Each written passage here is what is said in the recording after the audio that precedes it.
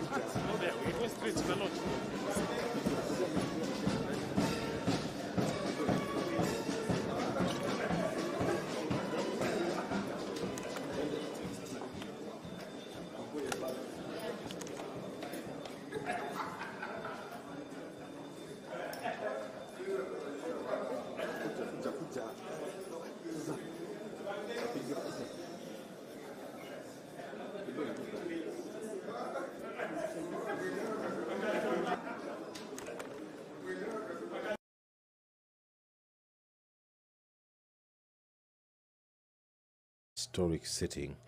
Kenyans do really see such kind of sittings perhaps twice every year. Now, during his last address to Parliament, the President asked this House to consider a mechanism in the standing orders to facilitate cabinet secretaries to articulate government agenda, explain policy and answer questions on the floor of the House to enhance executive accountability to the people of Kenya through their elected representatives. This is an agenda that has been achieved, and the members of cabinet, the cabinet secretaries, have been coming both to the National Assembly and the Senate, and they've been able to answer questions which have been asked by Kenyans through their representatives in both houses. The President also did commit during his last address to this House to restore the place of Parliament in Kenya's democracy by respecting the autonomy and oversight authority of Parliament on the executive. There on your screen is Kakamega Senator Boni Khalwale making his way into the chamber, and a number of senators are now walking in. To the left, just on the aisle, is the Deputy Speaker of the Senate, who also is the Meru County Senator, walking into the National Assembly chambers to take his seat. There is the nominated Senator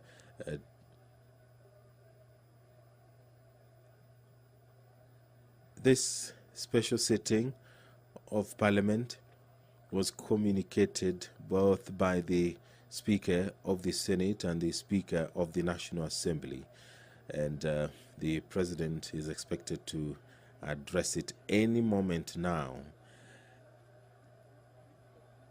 When he last addressed Parliament, the President pledged to scale up productivity in agriculture and make sure that every Kenyan farmer, fisherman and pastoralist contributes to sustainable economic growth by contributing to adequate and affordable food. He also did pledge to allocate 50 billion shillings every year to the Hustlers Fund, from which micro, small and medium enterprises would access affordable credit to start and expand their businesses. The president said that there was tremendous opportunity for Parliament to fully take up its role in resolving the systemic issues that limit access to affordable homes and affordable financing. He did call Parliament to be at the center of ensuring that Kenyans have access to affordable homes. And perhaps that is another topic that the head of state might revisit so that he updates the country on what has been done so far to ensure that Kenyans have access to affordable living. We have seen the launching of affordable housing projects. Today, the president was in Ruto to inspect such a project, and he has on many occasions talked about the need for Kenyans to afford decent living. And Kenyans are already contributing to that every month. There are some deductions that are going towards the affordable housing. The president, when he last addressed Parliament on 29th of September, did speak about electricity, that the government shall facilitate the development of innovative and effective modalities to provide better off-grid systems, including enabling consumers to form small cooperatives for that purpose. We may perhaps revisit this and update the country on what has been done so far. And it is not just about infrastructural development. The president will update the country on what is being done to ensure that Kenyans uphold our national values. Those are some of the things that the head of state is expected to address in his speech this afternoon to this joint sitting of Parliament. In his previous address, he did speak about health, where he said that Kenya is bound by duty to take measures to make universal health coverage a reality and liberate Kenyans and their families from the threat harrowing poverty that stalks them every time a family member falls seriously ill. In the plan, then, he said that through the support of Parliament and through the support of all Kenyans, the government will restructure the primary healthcare system so that it puts more resources into promotive, preventive, and early diagnosis of diseases. That is one of the agendas of the Kenya Kwanza administration, and we did see a number of steps being taken both by the executive as well as Parliament to ensure that this is achieved, the universal health coverage is achieved in the country. When he also addressed Parliament last time, he did talk about the realization of the National Health Insurance Fund, whose restructuring is not only necessary for efficiency but also enables it become a fit-for-purpose social insurance scheme that caters for all, including chronic diseases. An update of that, of course, Kenyans are expecting this afternoon. The president also did address issues to do with digital technologies, which he said have become a critical player in economic growth. And what we have seen, what Kenyans have seen in the last couple of months is the steps which are being taken by the president, of course, through the cabinet secretary for information, communication, and the digital highway, digital economy, I beg your pardon, to ensure that the country is connected digitally. The president promised to capitalize on existing technology and innovation in public and private sector to distribute the Hustler Fund as promised in the Kenya Kwanza Manifesto. And he did call upon financial institutions and Kenya's young generation in innovation hubs to participate in the digital economy by redesigning their products to serve the goal of empowering millions armed with grand ideas and are only waiting for the fund to finance their dreams to reality. So Kenyans are expecting the head of state to announce the steps being taken to ensure that this is achieved. The State of the Nation address will begin anytime now, but the President is within the precincts of Parliament, and he will be making his way into the chambers, accompanied by the Speaker of the Senate and the Speaker of the National Assembly, that is Honorable Moses Wetangula and Honorable Amason Kingi, respectively. They will be leading, and they will be accompanying the head of state as he makes his way into the chamber to address this joint sitting and, of course, to address the nation at large. This is the State of the Nation address, and it takes place at least once or twice in a year, and it is an address that is being awaited with bated breath. Kenyans want the head of state to update them on what is being done to ensure that issues to do with the cost of living are addressed. There is some activity at the door. The members who are still within the precincts of Parliament are making their way into the chambers, and any moment now we do expect the head of state, accompanied by the speakers of Parliament, to walk into the chambers to allow this process to take place. Now, there will be a prayer by the Speaker of the Senate, and then there will be convocation by the Speaker of the Senate and by the Speaker of the National Assembly. The Speaker of the National Assembly will invite His Excellency the President to make his address. After, the head of state will address the House, and after that there will be an adjournment by the Speaker of the Senate and by the Speaker of the National Assembly. It is not the first time that this is happening. Kenyans have witnessed such occasions before, and what perhaps will vary is the content of that address. Every year, Kenya experiences unique challenges and unique types of progress, and that is what Kenyans are now waiting for, to hear what the head of state has to say regarding the state of this great nation. When he addressed this sitting in 2022, he committed and said that he was determined to ensure that Kenya's tax system is responsive to the needs of the economy. The head of state said that the tax system must be equitable, efficient, and customer-friendly. He did say that the economic principles of equitable taxation require that the tax burden reflects ability to pay. He said that this is best achieved by a hierarchy that taxes wealth, consumption, income, and trade in that order of preference. He said that Kenya's tax regime then fell short of that. The president said that the government then was overtaxing trade and undertaxing wealth. He did promise to propose tax measures that begin to move Kenya in the right direction.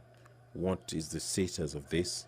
Kenyans are perhaps going to be asking those questions and hoping that they will be answered this afternoon when the head of state makes that address. And he also said in his previous address to Parliament that the government will work with the Kenya Revenue Authority on a culture change to make it a people-friendly, customer-centric organization.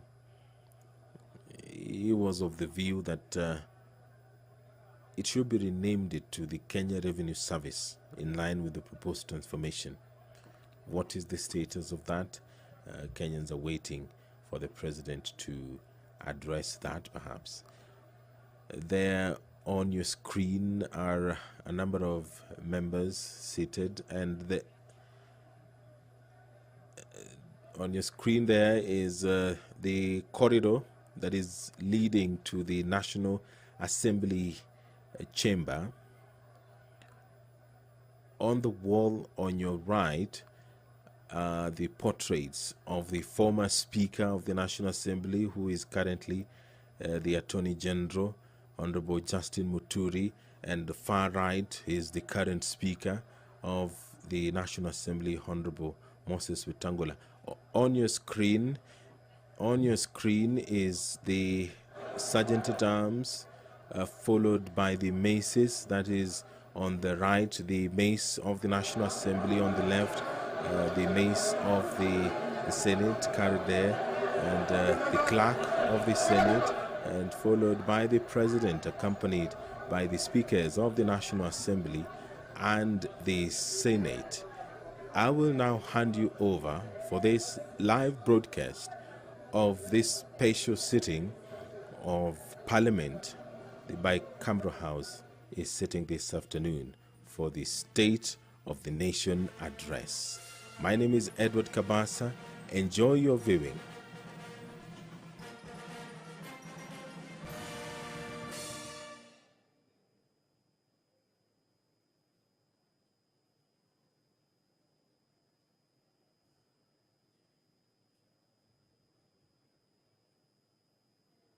Hiyo imekuwa ni bendi na Rais William Ruto.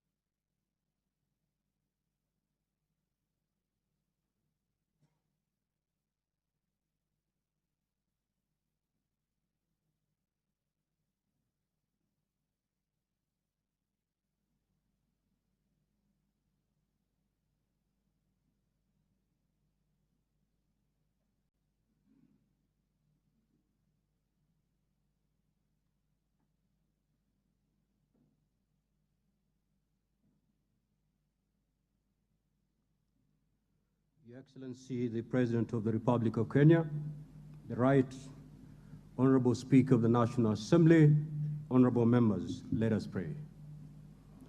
Almighty God, we beseech you to behold with abundant favor and blessings us, your servants, whom you have been pleased to call to leadership positions in this republic. We seek guidance to treat and consider all matters that shall come under deliberation in so just and faithful a manner as to advance the peace, prosperity, and welfare of our country and of those whose interests we've committed to our charge. Amen.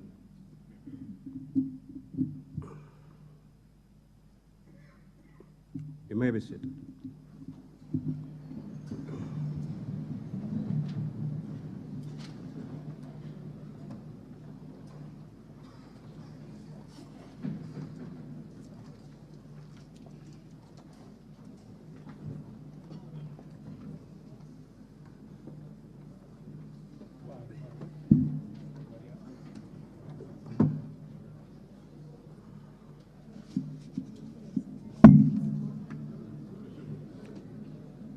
Order, honorable members.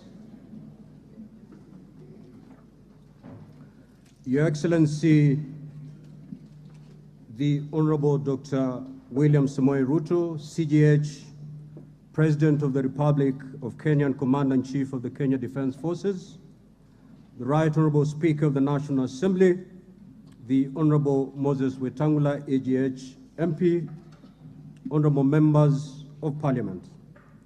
Article 132(1) of the Constitution of Kenya requires the President to address the special sitting of Parliament of Kenya once every year and at any other time.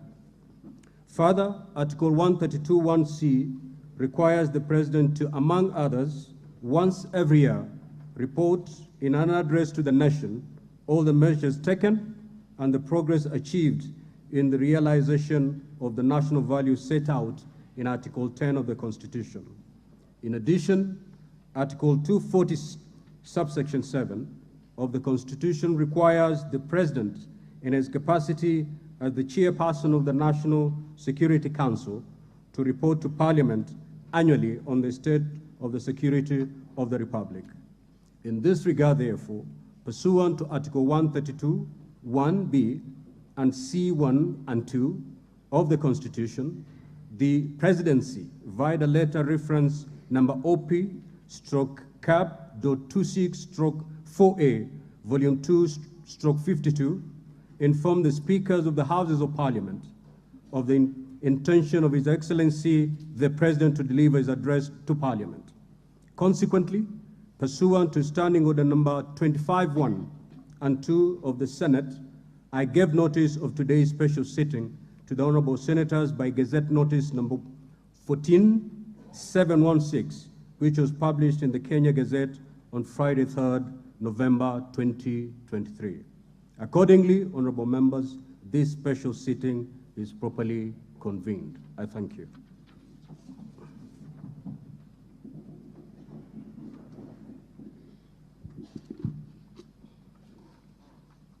Your Excellency, Honorable Dr. William Samoei Ruto, CGH, President of the Republic of Kenya and Commander-in-Chief of the Kenya Defense Forces, the Right Honorable Amason Kingi, EGH MP, Honorable Speaker of the Senate, Honorable Members of Parliament, members of the Diplomatic Corps, distinguished guests, ladies and gentlemen.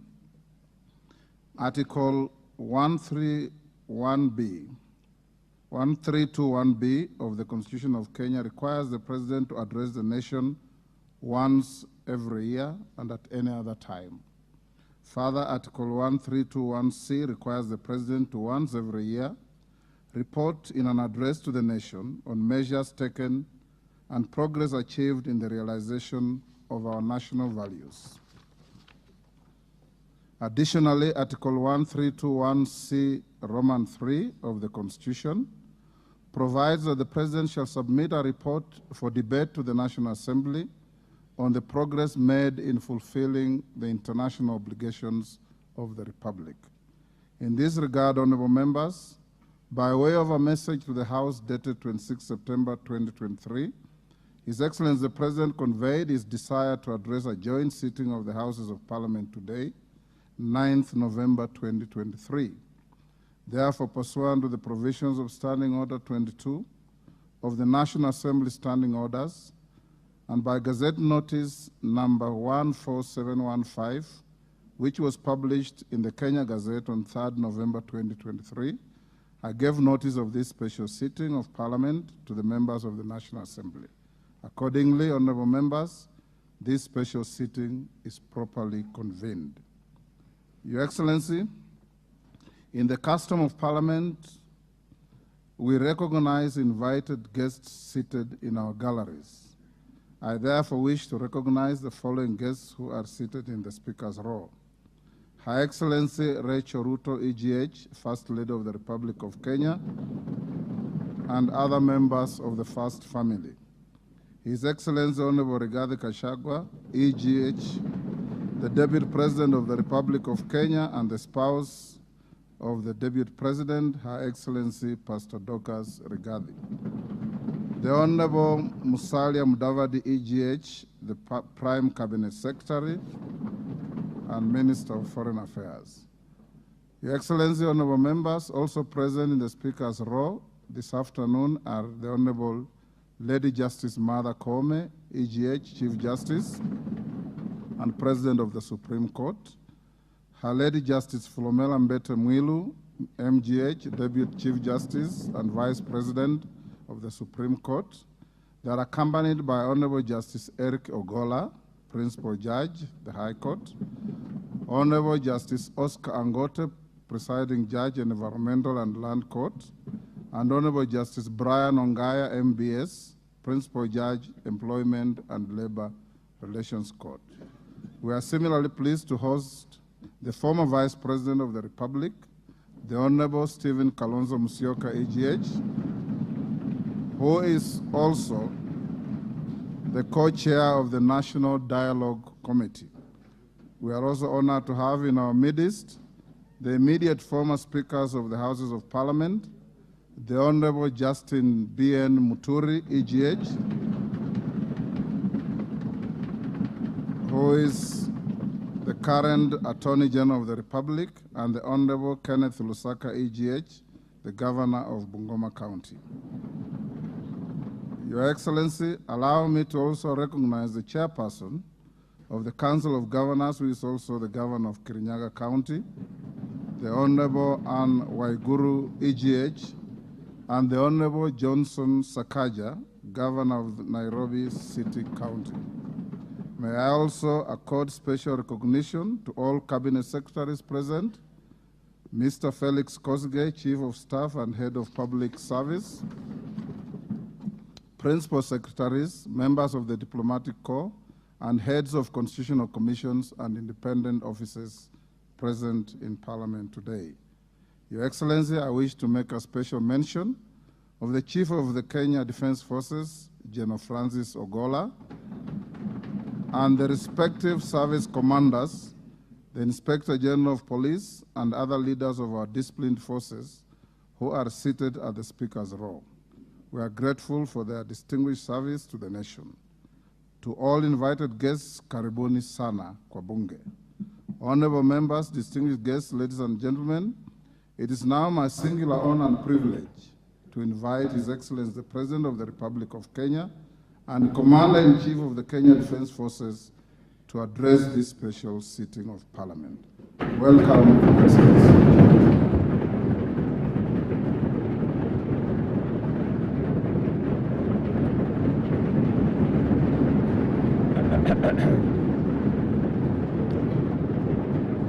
Thank you very much.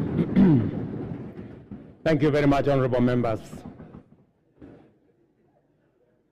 I arise before this distinguished assembly of the democratically elected representatives of the people of Kenya to discharge my constitutional function under Article 132(1)(c).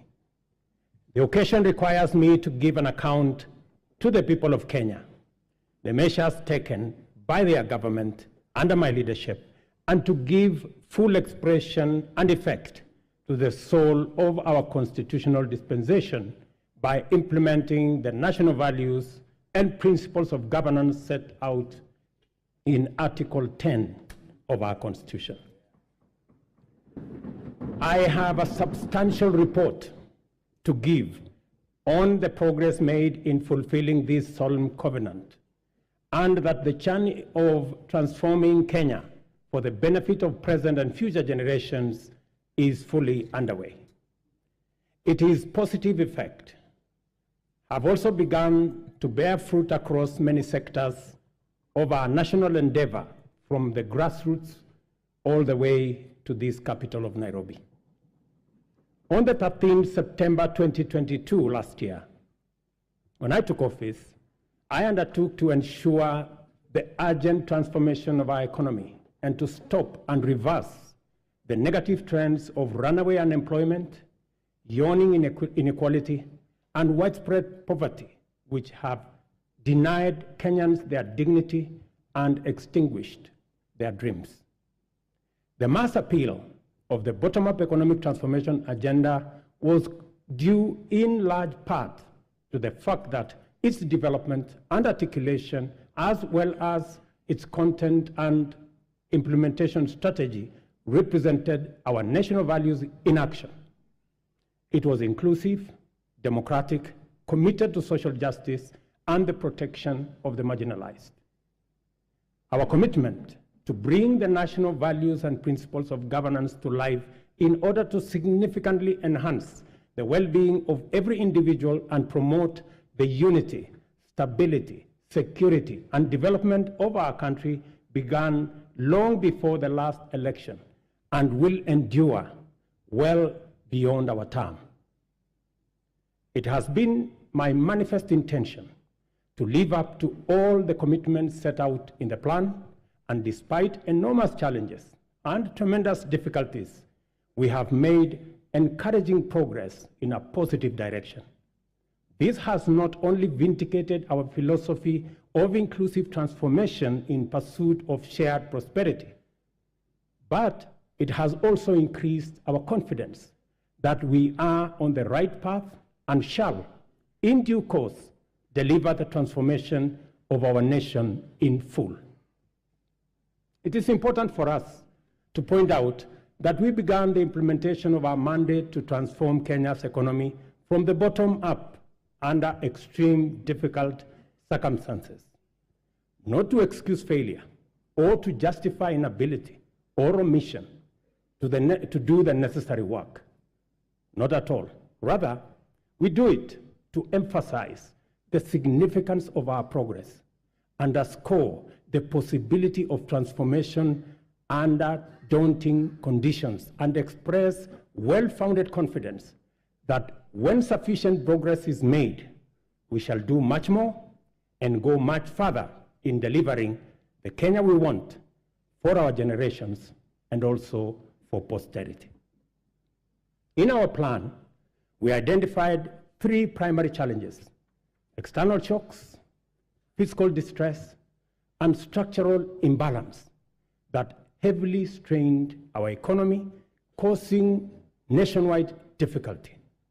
The COVID-19 pandemic, coupled with global supply chain disruptions and geopolitical conflicts, significantly raised inflation and interest rates, adversely affecting our economy, while low agricultural investment and a prolonged drought led to food shortages and made Kenya a net importer of food in a volatile international market.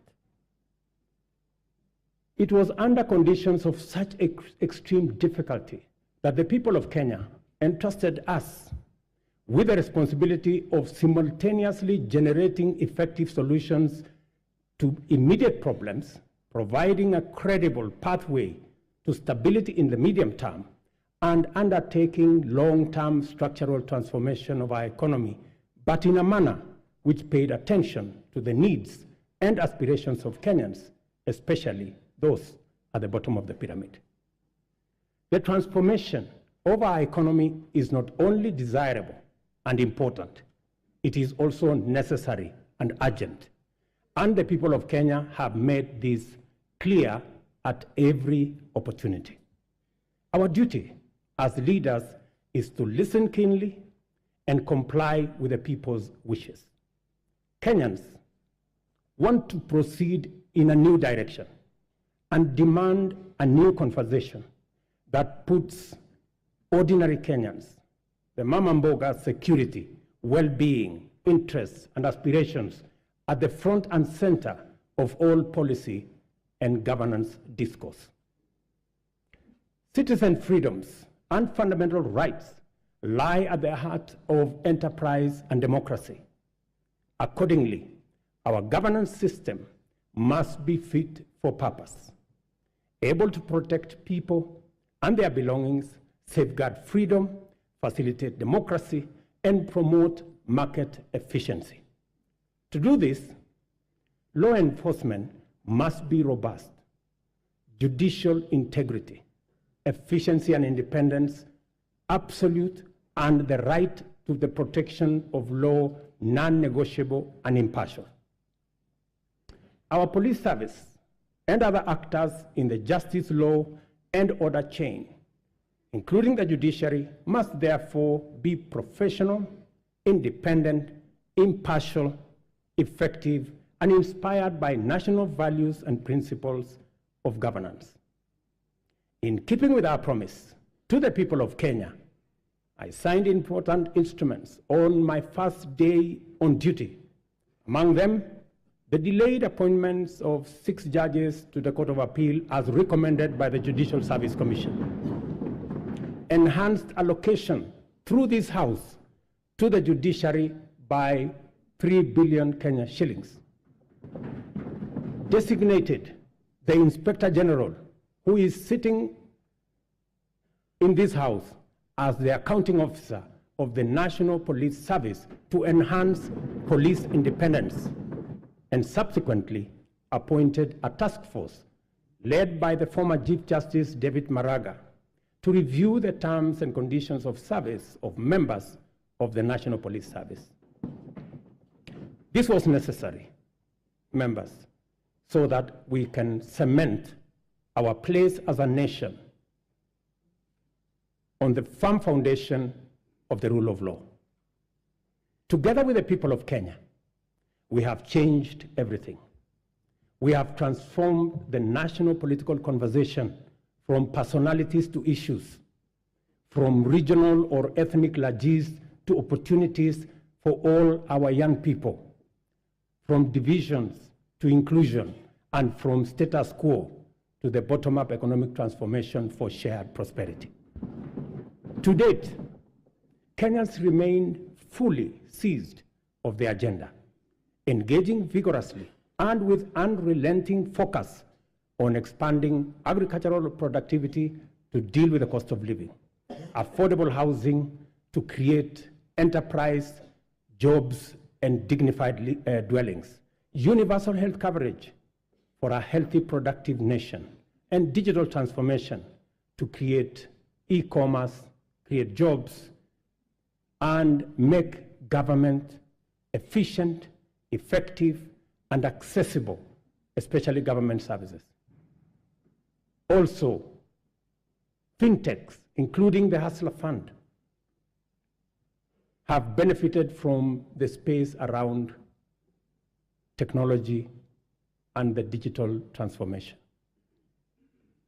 By virtue of the internal coherence of our constitutional dispensation, national values and principles of governance set out core directive precepts whose observance imbues every decision and action with implicit constitutionality. To the extent that our plan is aligned with Article 43, the implementation of the bottom-up economic transformation agenda is a program to intensify the actualization of national values with a special focus on citizens at the bottom of the pyramid. From the first day in office, we have worked hard every day to move our agenda forward amid many challenges to forge a path in the direction of progress. This is the essence of our commitment, to make progress despite challenges and move forward by overcoming great obstacles. We must never be defined by our problems, and Kenya's destiny cannot be derailed by our challenges. Honorable members, the cost of living is not an abstract phenomenon. It is a reality experienced by households, which can be addressed through practical action and effective measures. One of the most salient interventions in addressing the high cost of living is the strategy to support agricultural production throughout the sector, ranging from food and cash crops as well as livestock value chains. I am committed to put the shame of hunger behind us once and for all. We rolled out a countrywide farmer registration and fertilizer subsidy program that has made available 5.5 million bags to farmers across Kenya. We have progressively reduced the cost of fertilizer from 6,500 to 2,500, increased maize acreage under production by an extra 200,000 acres this year, and enhance maize production by an additional 18 million bags this year. As a result of these interventions, today, a 2-kilogram packet of maize flour is selling at a low of 145 and a high of 175, depending on the brand you buy, down from 250 shillings a few months ago. The famous Gorogoro of maize is selling at between 60 and 75. Honorable members, you know how much it costed a few months ago. We have also established 22 new fish landing sites in 9 counties in Nyanza and the Coast region. We have funded and organized beach management units into cooperatives, set up 2 hatcheries in Kabonyo in Kisumu County and in Shimoni in Kwale County. And we are in the process of completing Liwatoni fish processing plant in Mombasa by end of next month, and Shimoni Fish Port by the end of next year. Again, to bring our blue economy resources into the realm of food production.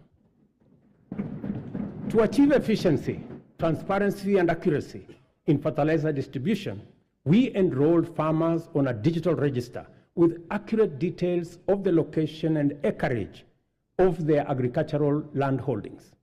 This database enabled us to implement an e-voucher system through which farmers receive their fertilizer consignments for planting and top dressing of maize, tea, coffee, rice, potatoes, cotton, edible oils, sugarcane across the country. Our farmers are the best people to speak about the success of the fertilizer program.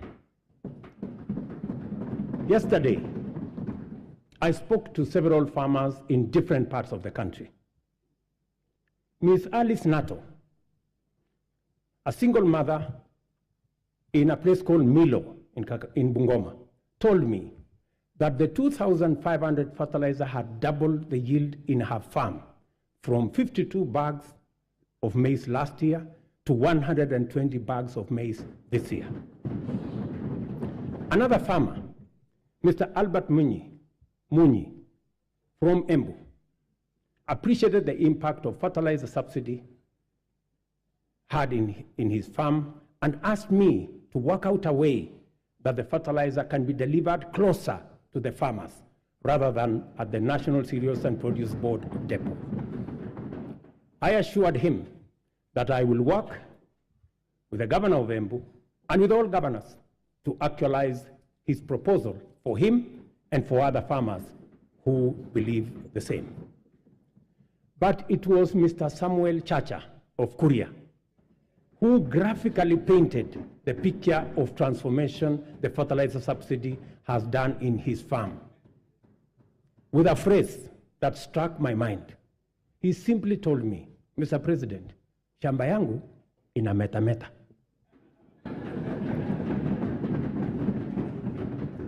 Further, we have made adequate arrangements, including investment in necessary infrastructure to facilitate post-harvest management and to prevent post-harvest losses.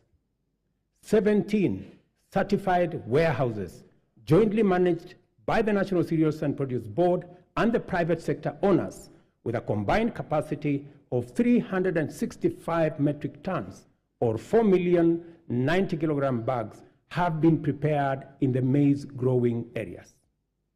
The National Cereals and Produce Board shall provide a subsidy maize drying service to farmers at a fixed cost, as was announced by the Minister, of Kenya shillings 70 per bag, which is a significant improvement from the previous rate of Kenya shillings 350 per bag. Yesterday again, the first consignment of the 100 mobile dryers this House facilitated my administration to buy for use by our farmers. I announced to you yesterday the first consignment of the dryers docked in the country. Additionally, we are enhancing dairy productivity for better farmer returns. The government, working with milk processors, and I had a long conversation with them in Nakuru, we are mapping the country to ensure coolers are supplied where they are needed. Soon, farmers will be paid based on milk quality, boosting incomes, and they can also enjoy global market access. Our reforms in the coffee sector are bearing fruit, with our farmers set to earn 4 times advance pay for their crop, from a low of 20 to now Kenya shillings 80, following the allocation of Kenya shillings 4 billion from the Coffee Cherry Fund that was ably facilitated by this House. Coffee reforms regulations will give farmers the necessary representation and weight at the national coffee auction. It is my intention to make sure that the auction operates with farmers at the center of it. These measures are expected to aid ongoing efforts, including expanding production to new counties and double coffee output in the next 4 years. The government of Kenya is currently restructuring public sugar mills, expediting the leasing of 5 companies for rehabilitation and expansion to boost industry competitiveness before the commercial sugar safeguards expire. The objective includes creating a competitive sector, raising farmer incomes, and enhancing productivity. This House agreed with my cabinet that we waive Kenya shillings 117 billion non-performing debt for government-owned sugar factories, for which I am grateful to this House. This House also approved 1.7 billion shillings that will go into paying farmer arrears and other complications that arose out of the challenges our sugar sector was facing. I want to promise this House that in the next couple of weeks, we shall be dispersing that money so that farmers in the sugar growing area can go home for Christmas with their money. As earlier indicated, our public borrowing had long crowded out the productive sector from the financial markets, raising the cost of credit and slowing down trade and commerce. As I told Kenyans on my first day in office, times were difficult and many people are struggling, and necessary and effective sustainable solutions were urgently needed. We must admit, honorable members, that as a country, we had been living large and way beyond our means. The time has come, therefore, to retire the false comforts and illusionary benefits of wasteful expenditure and counterproductive subsidies on consumption, by which we dug ourselves deeper into the hole of avoidable debt. The new direction may not be easy, but it is ethical, responsible, prudent, and most importantly, necessary. We've had to take hard decisions and make painful choices because we owe it to the people of Kenya to do the right thing and to confront facts as they are without flinching or equivocating. We have worked hard at home and abroad to mobilize a broad coalition of bilateral development partners. Many of them, I see them in this House, multilateral development banks and other agencies, which have rallied to pull our country back from the brink of debt distress and set us today firmly on the path towards sustainable economic growth. Our efforts to stabilize the situation have yielded such progress that next month, in December, we will be able to settle the first Kenya shillings $300 million or 500 billion Kenya shillings installment of the US dollars 2 billion Eurobond debt that falls due next year. I can now confirm with confidence that we will and we shall pay the debt that has become a source of much concern to citizens, markets, and our partners. Having said this, I further announce to the nation that our intention, consistent with sustained effort here and abroad, have enabled us to normalize our relations with the International Monetary Fund, the World Bank, the Africa Development Bank, and various development partners to such an extent that they are now working with us to implement the bottom-up economic transformation plan. As I earlier indicated, our public borrowing had long crowded our productive sector from the financial markets, raising the cost of credit and slowing down trade and commerce, especially the micro, small, and medium enterprises, including Mama Mboga. Consequently, many enterprises and entrepreneurs were referred for blacklisting by the credit reference bureaus, where 7 million borrowers were listed by last year. We committed to provide affordable and accessible credit and restore small business owners to good standing with credit rating agencies. A deliberate, targeted strategic financial inclusion fund, the Hustler Fund, providing affordable credit and mobilizing savings for individuals and small businesses, was launched on the 30th of November 2022. The public response to the Hustler Fund has exceeded most initial projections and surprised even the most hardened skeptics.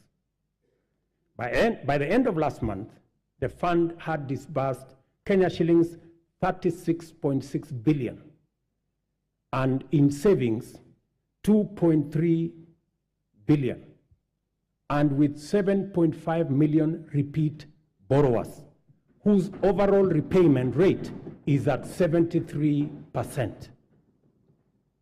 The top borrower of the fund has so far accessed Kenya shillings 4.5 million in 816 transactions, while the top voluntary saver is at 631,491. In the intervening period, the Hustler Fund has also launched a group product which has attracted 50,000 active groups to the platform, and of which 20,000 have received 151 million Kenya shillings. The Hustler Fund has provided us not only the huge pent-up demand for affordable credit, but also the readiness of Kenyans to express or to embrace credit and savings and to pay their loans on time with minimum prompting. The notion that Kenyans are not creditworthy or are high-risk borrowers is nothing more than an unjust financial profiling, which has, in many instances, become a needless, self-fulfilling prophecy.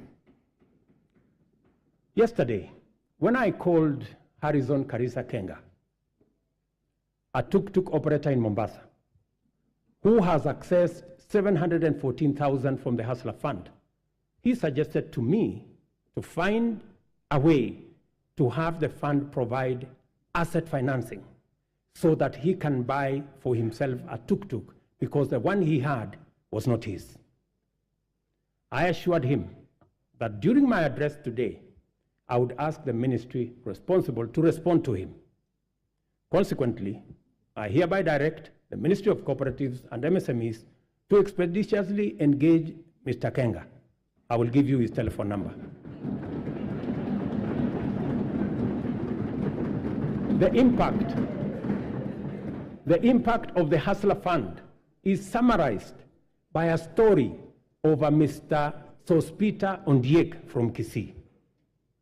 I suggest that the Kenyan film industry should look for him so that he can tell you his full story. Mr. Ondiek has a plumbing and tiling business in Kisii. And through the Hustler Fund, he has accessed 1.7 million in the many transactions he has undertaken to enhance our savings that have consistently been among the lowest globally, and to correct the delayed transformation of our social security architecture. Fundamental reforms are underway in our savings and social security space.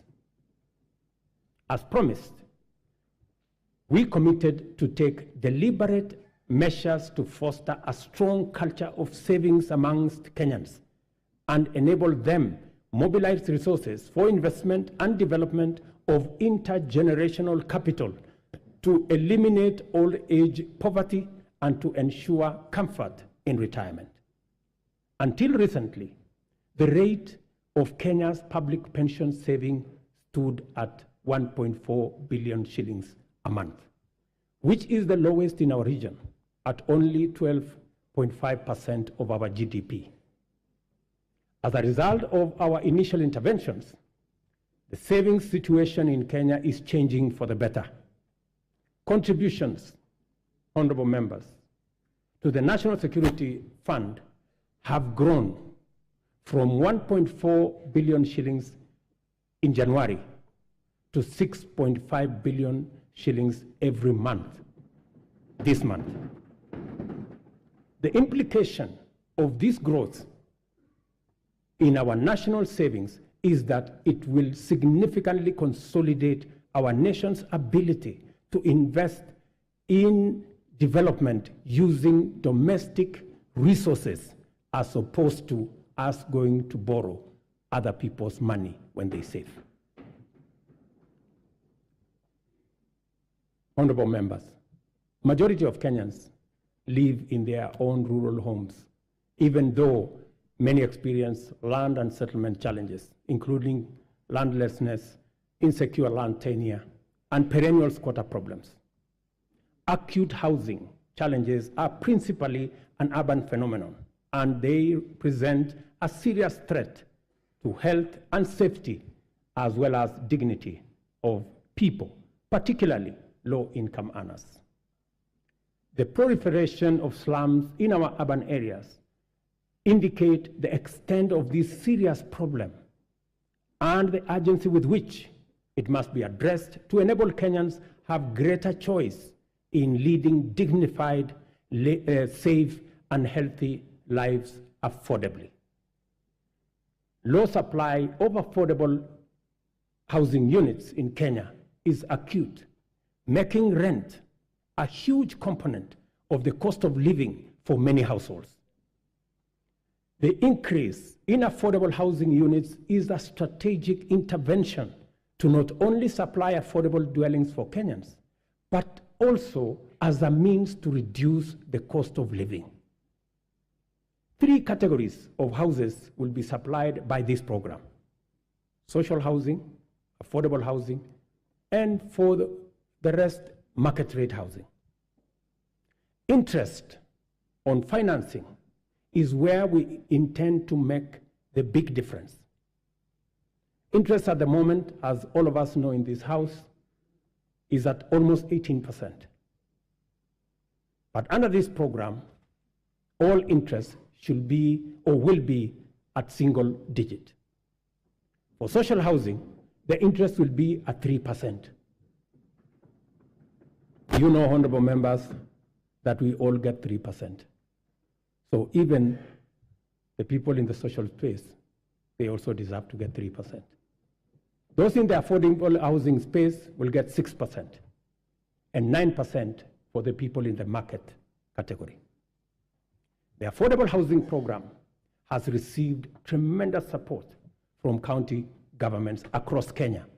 And I want to thank governors, and I know the chair of the Council of Governors is here, through her, all governors who have worked with us to make sure that this program becomes a reality. The construction of 46,792 units in various parts of Kenya is already underway, while another 40,000 are ready to commence in a couple of weeks. 50,000 Kenyans are working. People who were previously unemployed, they are now engaged directly and indirectly in this enterprise. And the numbers will significantly increase as the projects move into the next phase and as we roll out many more units.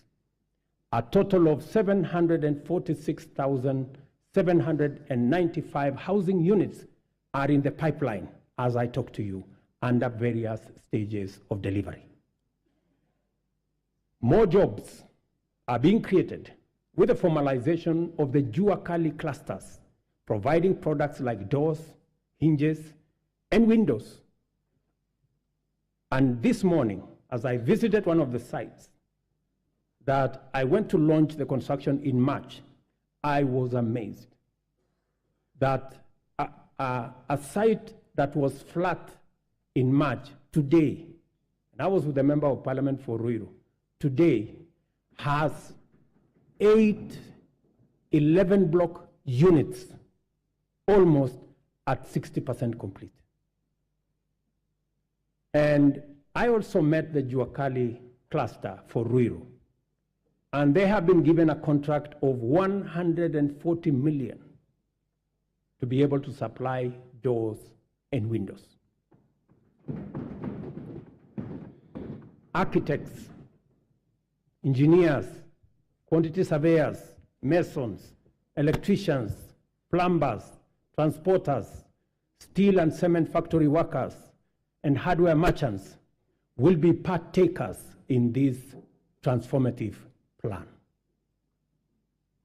I spoke to Moses today at the site in Ruto, an electrician, and he told me out of the 1,700 workers in the site today, he was in charge of 114 electricians who are engaged in that site. And he asked me, Mr. President, make sure the next site is ready for us because we will finish this ahead of time. Let me also say, we are constructing 400 markets across Kenya to provide Mama Mboga with a dignified working environment, complete with water, electricity, and other amenities.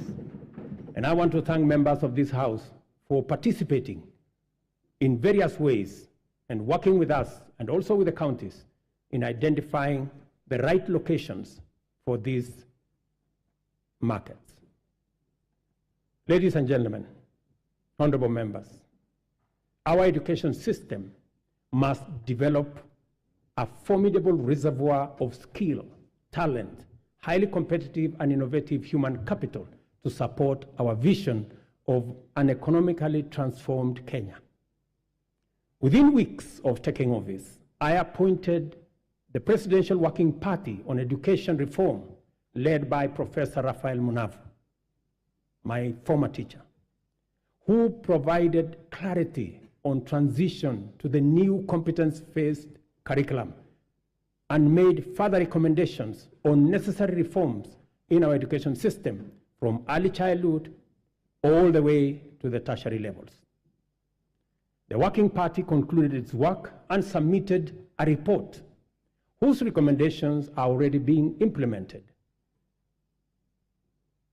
The urgent and vexing question of transition to junior school has been settled, and the Kenya Primary School Education Assessment will be used for the exclusive purpose of monitoring learners' progress and not for placement in any grade.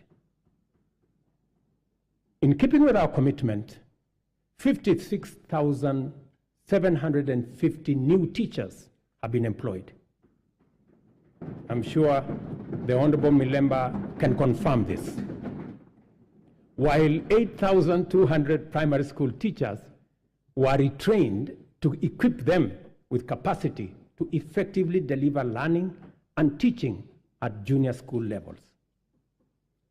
With changes to the entry requirements for teacher training colleges, admission has increased by 300% to now 20,456 trainees. I was privileged to be in Kwale last week to open the Kwale Teacher Training College, which had only less than 100 students a few months ago. And when I went there, the principal told me that the numbers have increased 4 times. At the tertiary level, the Working Party recommended an overhaul of the existing education funding framework to a variable scholarship and loan model in order to address the financing gap which denied many Kenyans the opportunity to pursue tertiary education in our universities and TVETs, but also created many complications in our universities and institutions of higher learning, that by last year, our universities had accumulated debts of close to 60 billion Kenya shillings. I sat down with all the vice chancellors of our 41 public universities, and we came up with a proposal that we are now implementing. The new model for financial support is student-centered and deploys a rigorous, impartial means testing instrument to establish the level of need of every student, which then becomes the primary consideration in allocating scholarships and loans. To fully democratize our education system and make higher education accessible and affordable to all, we have also chartered the Open University of Kenya, following requisite cabinet and parliamentary approvals. I want to thank this House for expediting the Open University Charter that had been in the works for the last 10 years. I also want to announce to you that the first 1,000 students will report next month. In the course of consulting Kenyans from all walks of life during the formulation of the bottom-up economic transformation agenda, the foundational contribution of health to citizen well-being and the role of costs in driving up poverty were identified as chronic. The implications are very clear, and we cannot afford to delay the delivery of universal health care anymore. Consequently, we have instituted radical reforms in the provision of healthcare services in Kenya, including the enactment of 4 new laws that will anchor the implementation of this bottom-up approach to healthcare. I am tremendously grateful to this House and honorable members for enacting the Primary Health Care Act, the new Social Health Insurance Act, the Digital Health Act, and the Facility Improvement Financing Act. These laws, honorable members, will usher in and guarantee a new era in the provision of healthcare, covering all essential services from preventive, promotive, curative, palliative, and rehabilitative services, guaranteeing every Kenyan access to comprehensive and quality healthcare.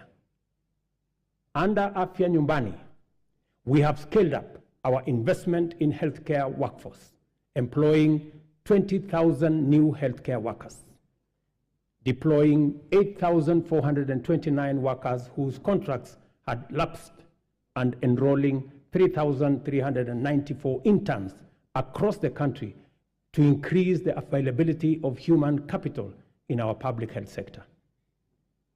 Working with county governments, and I'm again grateful to them, we have taken measures to resolve the perennial challenge of human resource management in the health sector, occasioning strikes,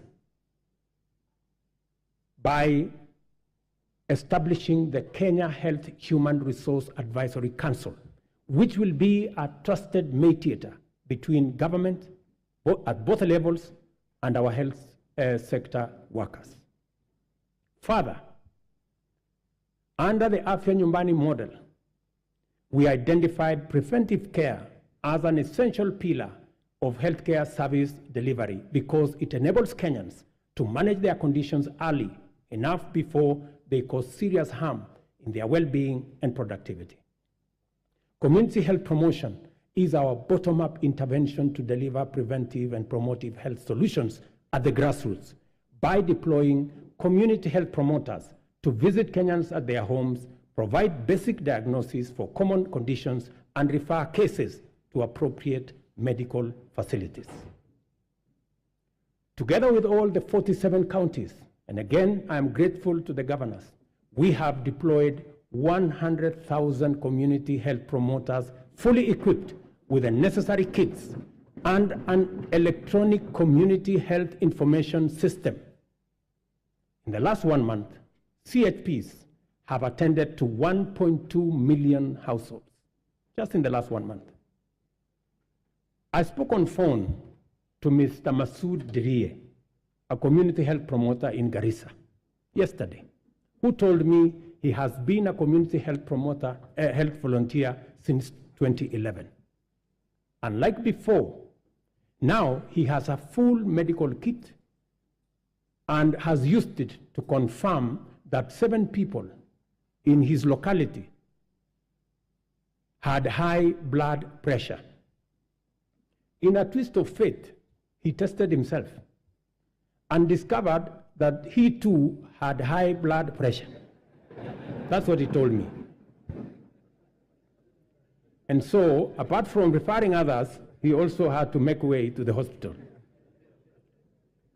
Mr. Obembi Ogutu of Homa Bay told me that the program now makes primary health care a paperless engagement, saying it had started to reduce queues in hospitals. Through the Facility Improvement Financing Act 2023, we have established a framework that confers financial autonomy to health facilities, enabling them to retain funds generated with a mandate to improve facilities, capacity, and to provide healthcare services within that locality. In addition, the Kenya Medical Supplies Agency, as part of many radical reforms, will now deploy ICT to manage supply chains of essential health products and commodities. As a result of this small intervention, KEMSA has improved its stocking rate from 40% to 60% in the last 5 months. And we are now targeting 80% by March next year. As is becoming clear, we cannot hope anymore to deliver services to Kenyans in their millions across the country with any measure of efficiency, integrity, transparency, and accountability without ICT. From education and health to agriculture and financial inclusion, digital technologies reign supreme in transforming service delivery, governance improvements, and catalyzing efficiency throughout the economy. We have commenced the rollout of 100,000 kilometers of the last mile fiber optic connectivity to make reliable high-speed internet available throughout Kenya, along with 25,000 free Wi-Fi hotspots in all market centers. The rollout, and I was given a statistics by the end of this year, the first 2,200 would be rolled out, and another 1,450 ICT hubs in every ward. I want to thank the membership of this House for considering to change the NGCDF Act so that you can also deploy those resources in the ICT space and enable millions of young people in your constituencies and wards to access internet and technology for digital jobs, e-commerce, and to give them the possibility of working on remote jobs. I have engaged the chair and committee of this House in that space We have agreed on the model of how the ICT hub will look like, and I am truly grateful that Parliament came through and considered changing the law so that we can work on this together. We have expanded digital provision of public services to encompass 13,000 services to date, and it is my commitment to ensure full digitization by the end of next month. Our decision to enhance efficiency and integrity in the provision of government services has gone a long way to improve revenue collection. Working with the private sector, we launched the local assembly of affordable smartphones last week in Athi River.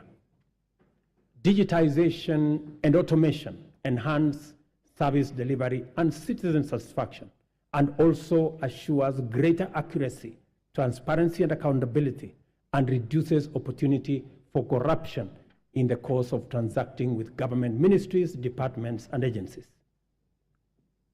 Corruption, honorable members, wastage, inefficiency, and negligence are serious threats to our transformation agenda and unacceptable practice that has no place in our nation. I have given my firm assurance to the people of Kenya that cases of misconduct and corruption shall be dealt with ruthlessly, with finality, and expeditiously. I ask this honorable House to finalize the Assets Declaration and Conflict of Interest Bill to further tighten our anti-corruption policy framework and eliminate space for those who want to steal our money. The security and safety of all citizens is our foremost commitment and most fundamental obligation, without which every other endeavor is not possible. The reason why Kenya has continued on the path of steady progress is that we have maintained stability, peace, and security by affirming our territorial integrity and maintaining internal tranquility. This is not to say our country has not had its share of security challenges. The specter of terrorism is a continuing threat that we must remain constantly vigilant against. Pockets of banditry, cattle rustling, and armed lawlessness have besieged and devastated communities in the North Rift, Northeastern, and occasionally parts of Eastern and the coast regions. We all know that insecurity disrupts lives and destroys livelihoods. Our country has lost too many people to this menace. Many children have been orphaned and missed school, and many families have been displaced because of lawless men taking up illegal arms and waging war against communities. The government exists to ensure that those who challenge our sovereignty, territorial integrity, national security, and the safety of the people of Kenya are expeditiously countered and rendered harmless. We have therefore taken firm and decisive measures to deal with the challenge of banditry, armed crime, cattle rustling, and other forms of impunity in all parts of the country, beginning with a successful security operation to restore calm in the North Rift. We have been systematic, focused, thorough, unrelenting, and totally committed to removing for good all threats to lives and livelihoods of Kenyans. I know there are pushbacks from the criminals, but I want to assure the honorable members of this House that we will be unrelenting. And until it is done, it is not done. In discharging this commitment, we have been mindful not to use security imperatives to commit impunity, including misuse of resources and extrajudicial infringement on freedoms and fundamental human rights of citizens.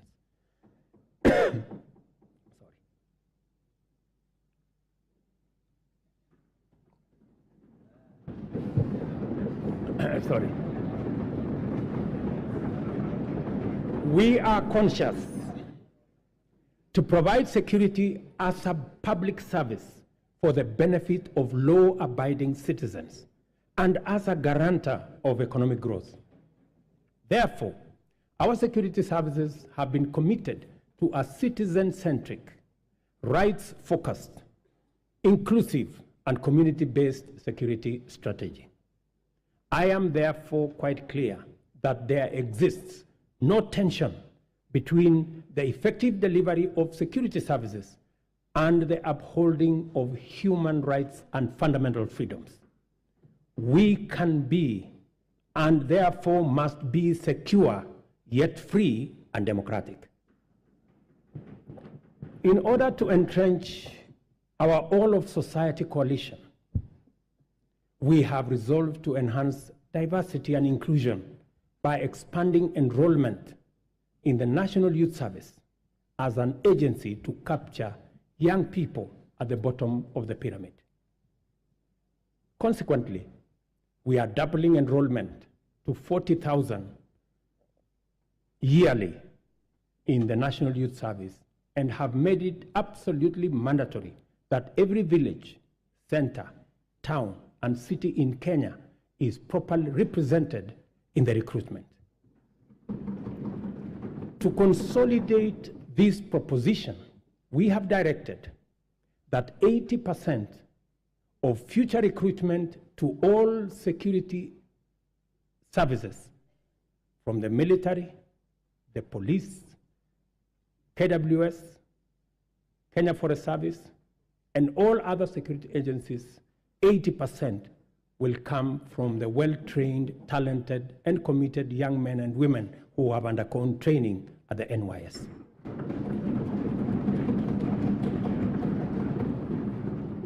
Kenya finds itself continuously summoned to its duty of care to serve as a reliable anchor to our region's security, peace, and stability. We continue to answer our historic, moral, and strategic responsibilities to deploy our resources in solidarity with our region in general and our immediate neighborhood in particular. To prevent the imminent collapse of Goma in eastern DRC, which we have had would have had serious consequences for the wider East African region, we deployed our troops under the East African Community Regional Force. We have continued to anchor the fight against Al-Shabaab in Somalia under the Africa Union Transition Mission in Somalia. The Kenya Defense Forces continues to make Kenya proud, and I salute them. It is our firm position that only a democratically accountable system that is sensitive and responsive to the adverse and diverse composition of Sudan can secure that country. Given the regional interconnectedness, together with the Kingdom of Saudi Arabia and the US, we have engaged the Jeddah process as IGAD to fashion a framework that will be best placed to successfully deliver peace in Sudan. Honorable members, our economy is firmly interconnected with regional, continental, and global economic systems. Our security and stability is likewise integrated with those of our neighbors. Kenya has a fundamental, essential, legitimate, and clear interest in conducting robust diplomacy in form of bilateral and multilateral engagements. For the last 12 months, we have continued to fulfill our international obligations through Kenya's leadership in the international arena. This is underscored by the high-level summits Kenya has hosted and participated in. Kenya successfully hosted the inaugural first-ever Africa Climate Summit. We also hosted the 43rd ordinary session of the Executive Council, the 5th mid-year coordination meeting of the Africa Union, and the regional economic communities, and the first-ever African edition of the Berlin Climate and Security Conference in Nairobi.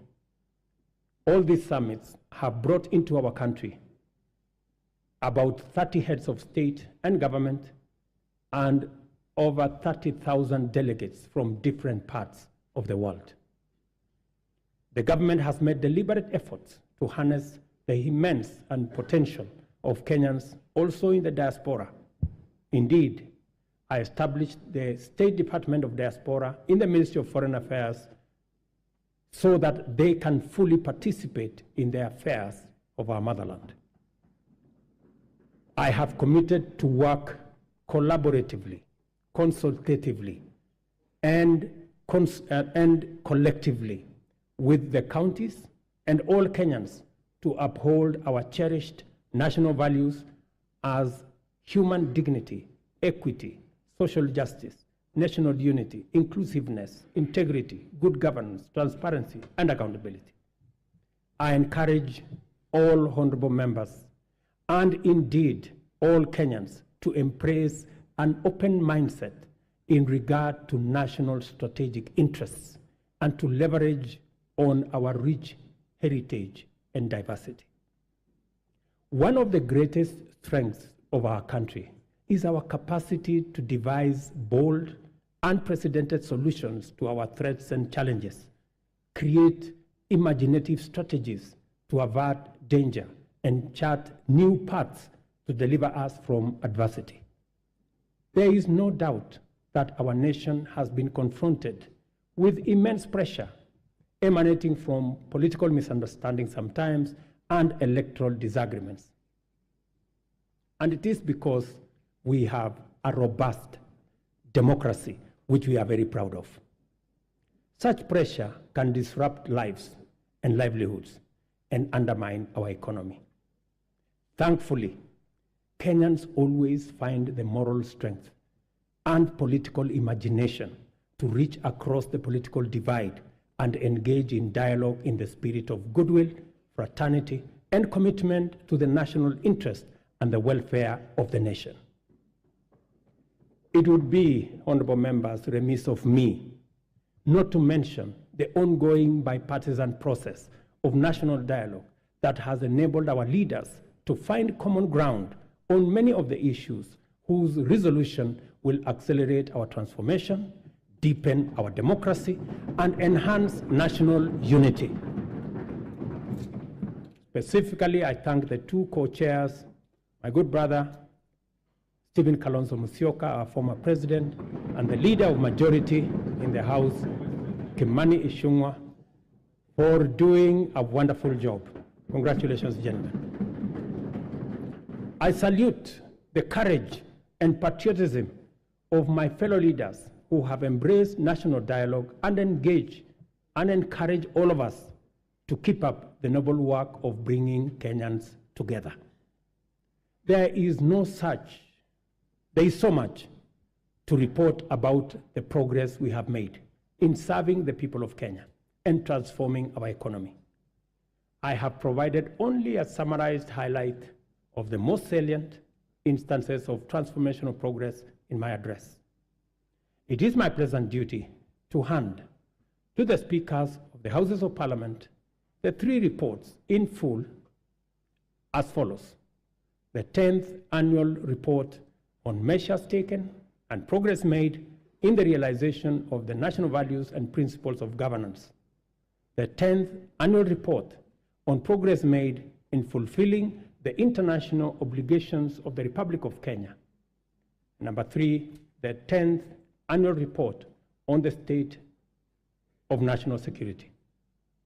I will not hesitate to acknowledge with profound humility that a lot of the successes we have achieved in delivering the bottom-up economic transformation agenda was due to the patriotic support and solidarity from members of this House, both in the Senate and the National Assembly. We are fortunate to be attempting this ambitious historic project of radical change in a bipartisan era when dialogue, consensus, collaboration, and partnership have replaced dissent, contention, conflict, and disarray as the operating principles of political discourse. Issue-oriented politics, honorable members, is not just a democratic necessity and a pathway to sustainable transformation. It is the most effective way of mobilizing diversity for collective national good. As the world reels from the destructive assaults on democracy and the relentless subversion of human dignity, freedom reigns supreme in our land, and our democracy grows deeper and more robust by the day. Our collective resolve as a nation to further entrench constitutionalism, democracy, good governance is a unique quality, confers on us an incomparable advantage, the power to face the future without fear, to imagine a transformation that extends to posterity and envisions prosperity that benefits our children's offsprings and beyond. As long as we put the welfare of the people of Kenya as our central agenda and play our respective roles in ensuring that government is effective and accountable, efficient and transparent, Kenya's best fortunes are well within our reach. I am persuaded, honorable members, beyond any reasonable doubt, that we shall achieve transformation beyond our wildest dreams within this generation. As a leadership and as a people, we have a historic opportunity to preside over the greatest transformation and progress ever witnessed in our nation.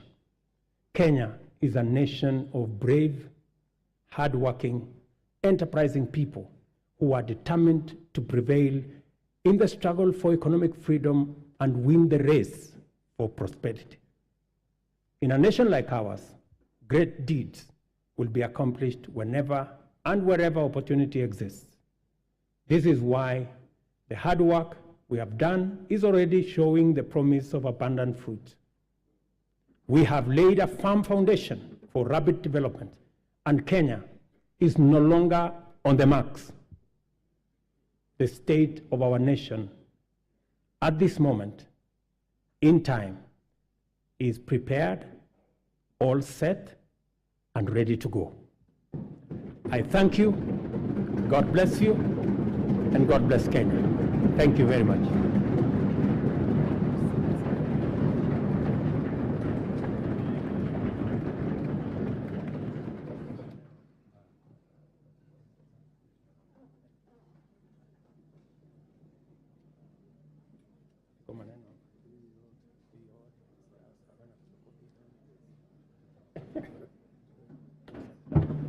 Thank you very much.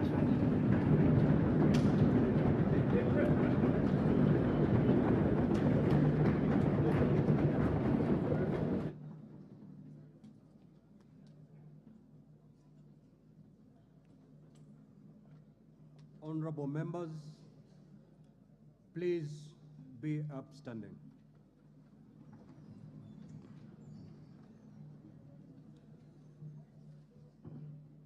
Your Excellency the President, the Right Honorable Speaker of the National Assembly, honorable members, we have come to the conclusion of the business of the day, and it is now time to adjourn.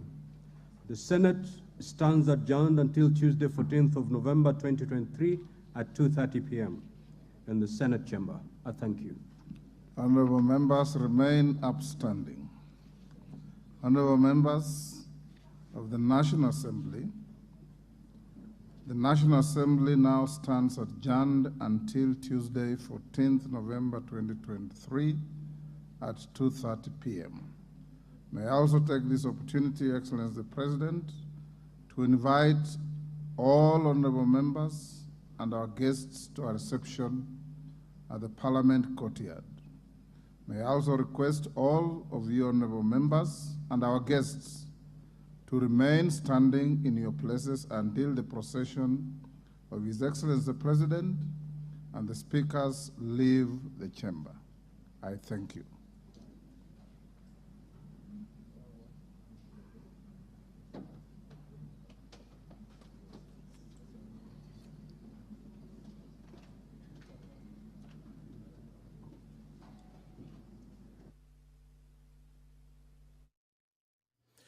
You have been watching a special coverage of the proceedings of Parliament of Kenya, a joint sitting of the National Assembly and the Senate, where the President of the Republic of Kenya, Dr. William Samoei Ruto, has issued the State of the Nation address. This live broadcast has been brought to you by the Parliamentary Broadcasting Unit in conjunction with the Kenya Broadcasting Corporation. My name is Edward Kabasa. Good evening.